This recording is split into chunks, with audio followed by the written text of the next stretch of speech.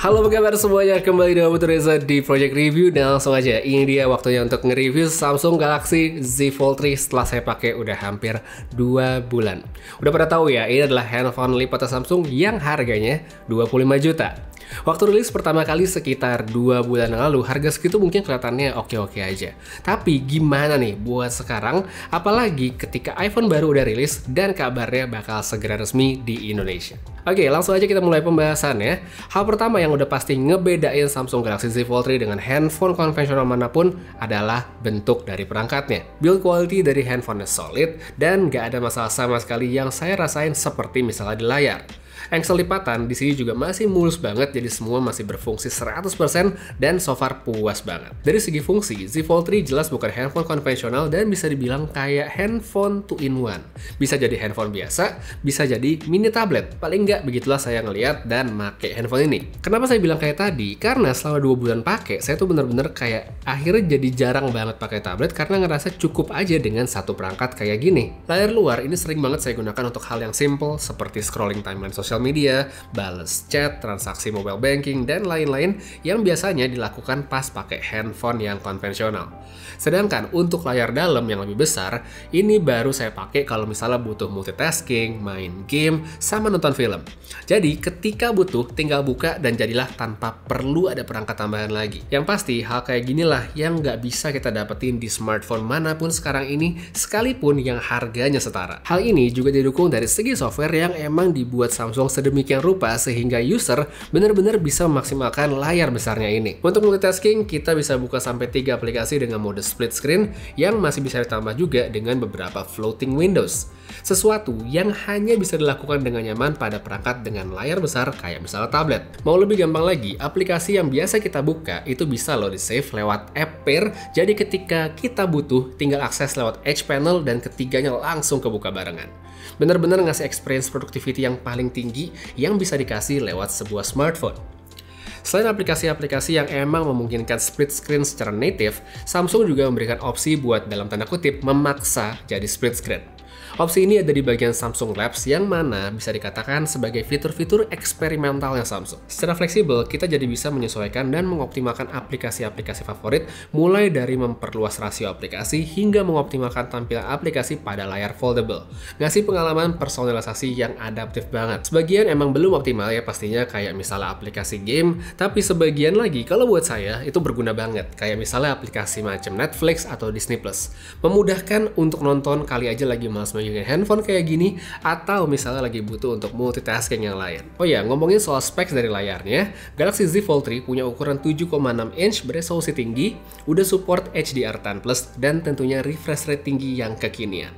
Tentang gimana kualitas visual sebenarnya nggak perlu lagi ya dipertanyain karena emang bagus layaknya handphone yang premium, nonton oke, main game juga pastinya enak. Tapi di samping itu semua, ada tetap dua hal yang sering banget ditanyain oleh netizen yang budiman, yaitu yang pertama adalah kris atau lipatan layar, serta in-display kamera. Untuk lipatan layar dulu deh, ini emang kelihatan apalagi kalau lewat video seperti ini.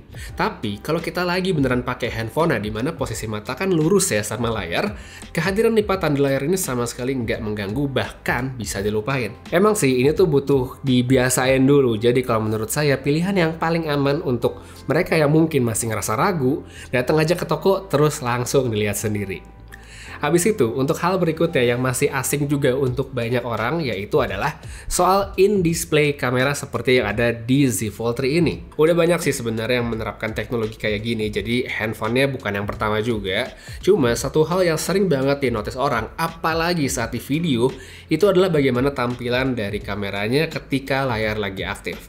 Kayak pixelated gimana gitu ya. Aslinya pun emang demikian. Kalau dilihatin terus ya pastinya emang ganggu, tapi kalau dicuekin nanti juga bakal hilang dan justru bikin layar jadi kelihatan lebih full ketika kita pakai nonton atau main game.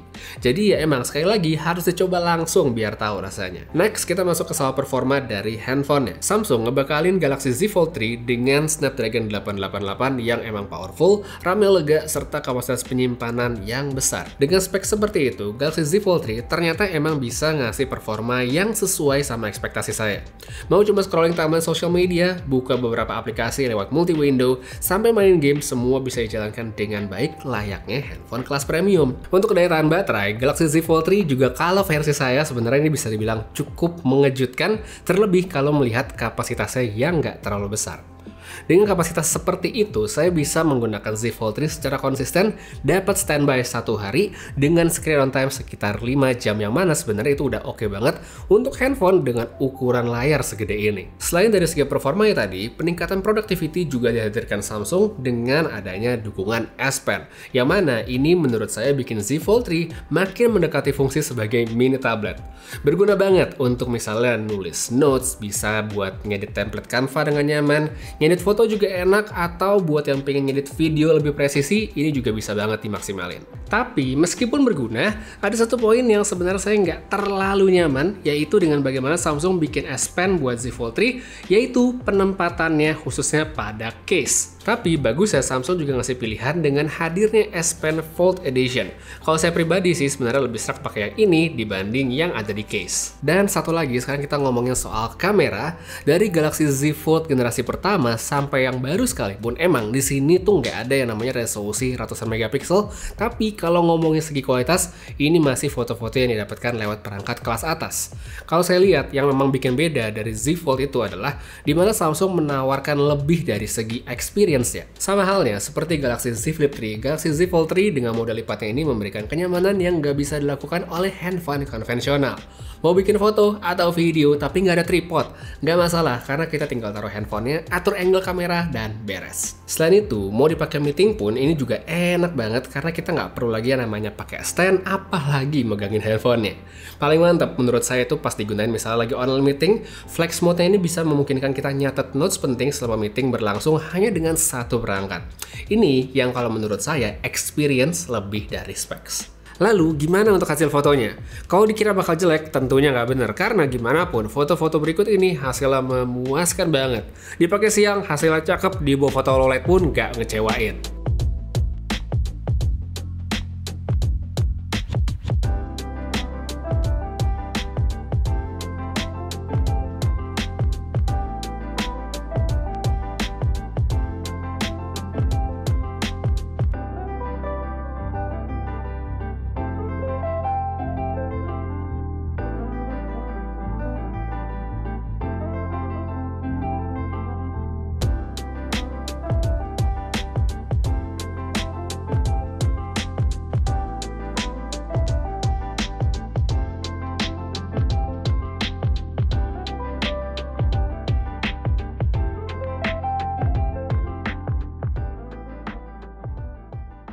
Kalau dilihat dari segi harganya doang, emang Galaxy Z Fold 3 pastinya kelihatan mahal. Tapi kalau menurut saya, apalagi udah pakai seperti sekarang, handphone ini memang menawarkan sesuatu yang berbeda dari segi experience yang mana itu tidak bisa diberikan oleh handphone manapun sekalipun itu adalah iPhone terbaru.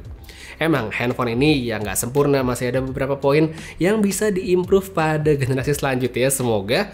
Tapi kalau saya lihat-lihat juga, sebenarnya itu adalah hal-hal yang sangat subjektif, seperti misalnya penempatan S Pen yang tadi saya omongin. Jadi kalau ditanya bagaimana posisi dari Galaxy Z Fold 3 setelah ada iPhone terbaru, ya kalau menurut saya nggak kenapa-napa. Karena handphone ini tetap berdiri sendiri berkat tawaran experience yang memang berbeda. Jadi ya memang menurut saya foldable eranya itu dimulai di Z Fold 3 ini. Samsung benar-benar memulai dengan sangat baik ya, benar-benar produknya juga oke.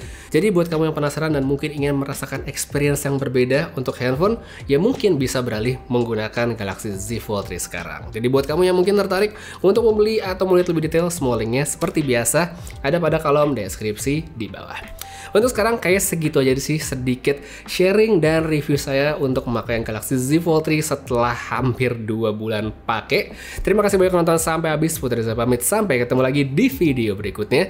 Jaga kesehatan selalu dan seperti biasa, have a nice day.